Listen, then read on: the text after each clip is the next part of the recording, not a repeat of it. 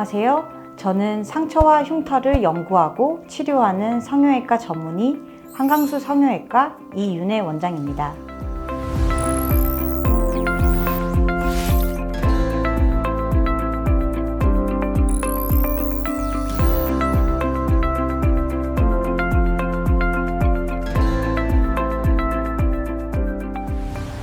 지난 시간에 상처 치료 중 화상에 대해 설명 들으셨는데요. 이번 시간에는 상처 치료하는 성형외과 한강수 성형외과의 열상 치료에 대해 알아보겠습니다.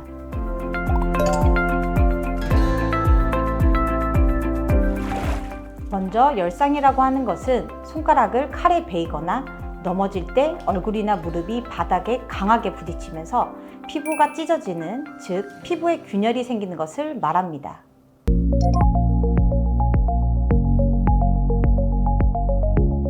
열상은 일상생활에서 잘 생기는 상처이고 봉합이 필요한 경우가 많습니다. 봉합을 위해 내원하기 전에 환부를 잘 보호하는 것이 중요합니다. 열상이 생기면 가장 먼저 멸균 꺼즈나 수건을 이용해 상처 부위를 지그시 압박해서 지혈을 해주어야 합니다. 피가 좀 멈추면 생리식염수나 흐르는 물을 상처에 부어주고 큰 이물질은 면봉으로 최대한 제거해 주시면 좋습니다. 그런 다음 집에 있는 연고를 바르고 꺼즈나 집에 가지고 있는 드레싱 제품을 이용해 환부를 덮어준 뒤 고정해 주시면 됩니다. 응급처치는 가능한 부분까지만 하시고 내원하시면 됩니다.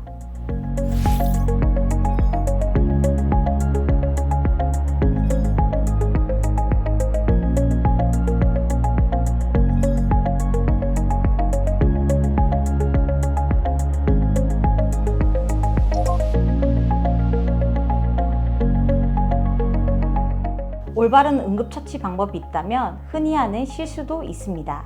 먼저 과한 소독입니다. 소독해야 한다고 하면 일반적으로 떠올리는 것이 있죠. 바로 과산화수소, 알코올 등입니다. 이런 소독액은 자극감도 심하고 세균을 죽이는 살균 작용뿐만 아니라 정상세포를 손상시킬 수 있어서 신중히 사용하는 것이 좋습니다.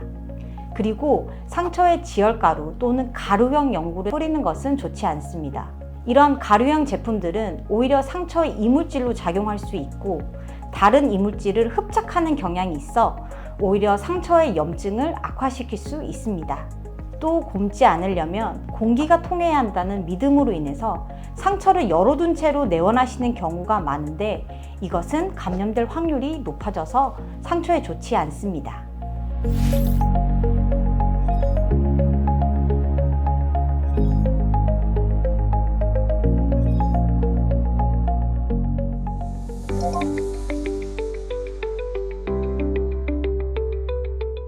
만약 벌어지지 않는 작은 열상이라면 자가치료로 나을 수 있겠지만 그 이상의 상처를 봉합하지 않고 자가치료하시게 되면 깊은 흉터가 될 수 있습니다. 내원하시게 되면 가장 먼저 진료실에서 자세한 문진을 합니다. 언제, 무엇에, 어떻게 다쳤느냐는 봉합 시기를 결정하거나 상처 치료 과정에서도 매우 중요한 정보입니다. 보통 국소 마취로 마취를 하고 생리식염수로 깨끗이 세척하면서 전기 소작기로 피나는 부위를 지혈하고 남아있는 이물질을 제거합니다. 손상이 어느 정도 되었는지와 근육, 힘줄 등의 주요 구조물의 손상을 체크하고 이후 부위에 맞게 적절한 실을 이용해서 층층이 봉합해 줍니다. 봉합이 끝난 후에는 보통 통원 치료를 통해 봉합 부위를 소독하고 적절한 시기에 실밥을 제거하면 상처 치료는 끝이 납니다.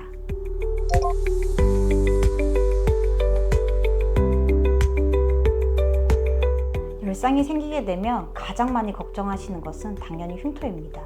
흉터를 최소화하기 위해서는 잘 봉합하는 것이 매우 중요합니다. 흉터를 최소화하기 위한 한강수 성형외과의 미세봉합술 테크닉에 대해서 설명하겠습니다. 먼저 열상이 생기면서 손상되는 구조물들을 하나하나 파악하는 데 시간을 들입니다. 얼굴, 팔, 다리, 몸통 각 부위는 피부, 피하 지방, 근육의 얇기, 위치 모두 달라서 각각의 부위의 해부학을 바탕으로 열상을 확인해야 합니다. 특히 얼굴은 여러 개의 얇은 근육이 가깝게 위치하는 경우가 많고 지방층이 여러 겹으로 이루어져 있어서 이런 구조에 대한 이해를 하면서 정밀하게 접근해야 합니다. 저희 한강수 성형외과는 열상을 단순히 봉합하는 것이 아니라 원래의 해부학적 상태로 최대한 복원하는 데 의의를 두기 때문에 손상된 구조물을 제대로 파악하는 것을 매우 중요하게 생각합니다. 두 번째로는 같은 층에 같은 구조끼리 층층이 봉합하는 것이 중요합니다. 예를 들면 근육은 각자의 움직이는 방향이 다 다른데 근육이라고 해서 하나로 묶어버리면 근육들이 각각의 기능을 할 수 없습니다. 그래서 같은 구조를 확인해서 봉합을 해줘야 본래의 기능으로 온전히 돌아갈 수 있습니다. 또 같은 층끼리 봉합하는 것이 너무 중요한데요. 예를 들어 셔츠 단추를 아래부터 잘못 채우면 위로 올라갈수록 한쪽 셔츠가 울어버리는 경험을 해보셨을 텐데요. 이처럼 서로 다른 층의 구조물을 봉합하게 되면 피부가 매끈하게 봉합이 안 되고 한쪽이 솟은 듯 층이 지면서 흉터가 크게 남을 수밖에 없습니다. 그래서 저희가 진료 시간에 속봉합에 대해 자주 얘기하시는 것을 들으실 텐데요. 속봉합은 말 그대로 피부 겉면에 보이는 피부 봉합이 아니라 그 아래에 녹는 실로 봉합하는 것을 의미합니다. 속봉합을 통해 피부 저 아래의 골막, 근육, 피하지방, 진피층을 각각 층층이 같은 구조끼리 봉합해줘야지 움직일 때 각각의 구조들을 제 위치에 붙잡아줄 수 있고 온전히 본연의 기능을 하면서 상처가 빠르게 낫고 흉터를 최소화할 수 있습니다. 만약 손상된 구조를 아예 봉합하지 않거나 제대로 봉합하지 않는다고 가정하면 피부는 붙어 있는데 속에 있는 구조물들이 벌어지면서 피부가 안으로 밀려서 꺼진 형태의 함몰 흉터가 생길 수 있습니다. 또한 이렇게 벌어진 공간이 크게 생기면서 이 공간을 메우기 위해 콜라겐이 축적되는데 이것이 바로 흉터 조직이 되는 것입니다. 그래서 속봉합이 너무 중요합니다. 다음으로는 필요시 변연을 절제하는 변연 절제술입니다. 열상 중에는 단순히 봉합해서는 안 되는 상처들이 있는데요.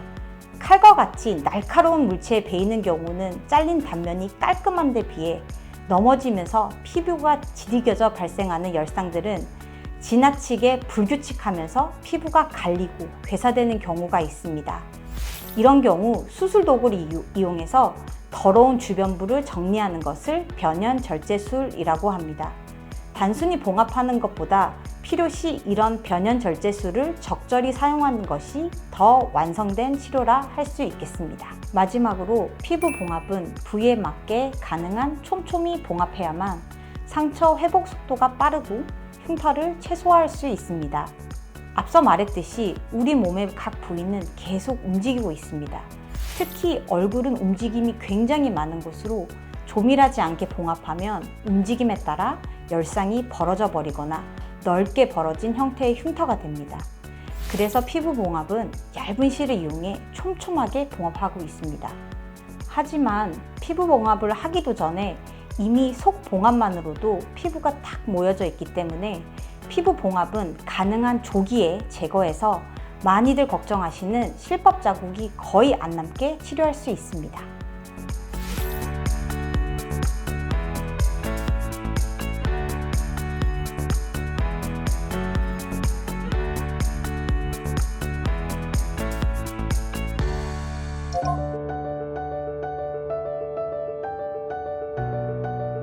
열상이라 하면 가장 많이들 골든타임 24시간을 떠올리시는 것 같습니다. 이것은 조금 오해가 있는데요. 감염을 예방하고 내부 구조의 보호를 위해서 24시간을 기준으로 삼는 경우가 많은데 실제로는 48시간에서 72시간 정도까지 상처를 마르지 않게 잘 보호하기만 한다면 빨리보다는 제대로 봉합하는 것이 더 중요하다고 생각합니다. 시간에 쫓겨 부적절한 봉합 수술을 받았을 때 더 예후가 안 좋은 경우를 많이 봤습니다. 열상이 생기면 많이들 놀라시고 조급하시겠지만 응급처치하시고 전문병원에 내원하셔서 제대로 봉합 수술을 받으시기 바랍니다.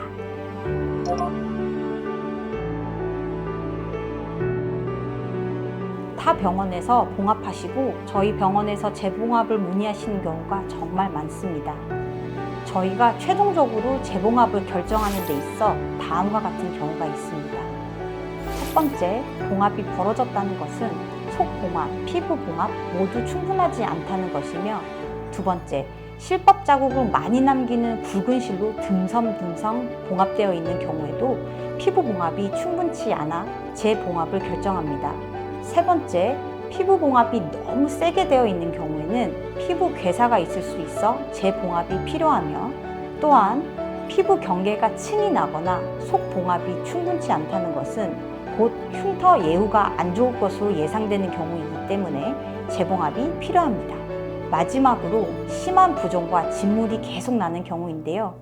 먼저 부종이 심하면 혈종을 의심해 볼 수 있습니다.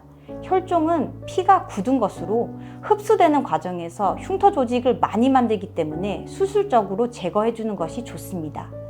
그리고 진물이 계속 난다는 것은 피부 안에서 염증, 감염이 조절 안 되는 것으로 보고, 가능하면 봉합을 풀어서 농양이나 염증 소견을 확인하는 것이 좋습니다.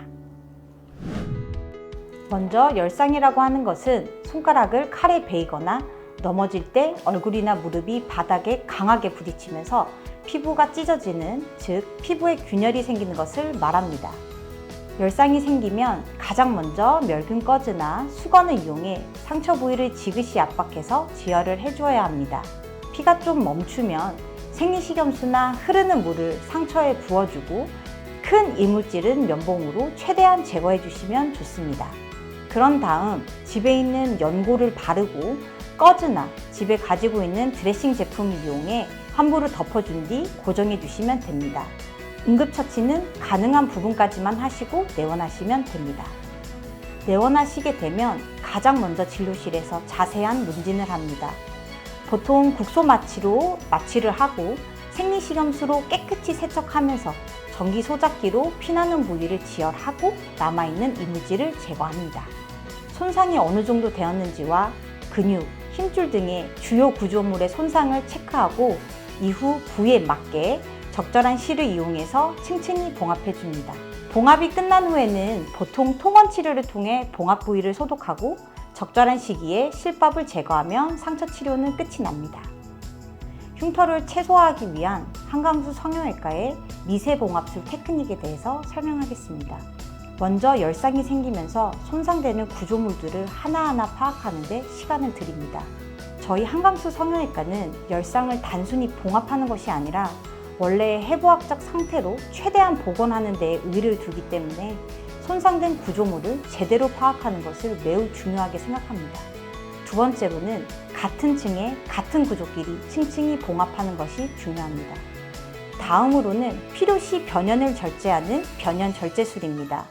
마지막으로 피부 봉합은 부위에 맞게 가능한 촘촘히 봉합해야만 상처 회복 속도가 빠르고 흉터를 최소화할 수 있습니다. 오늘은 성형외과에서 치료하는 열상에 대해 알아봤습니다. 성형외과 의사는 레지던트 수련 기간 중 응급실에서 보내는 시간이 많은 편인데요. 다양한 신체 부위에 반복적인 봉합을 하면서 신체 부위마다 다른 특성을 이해하고 제대로 봉합하는 것이 얼마나 흉터에 큰 영향을 미치는지 배웁니다.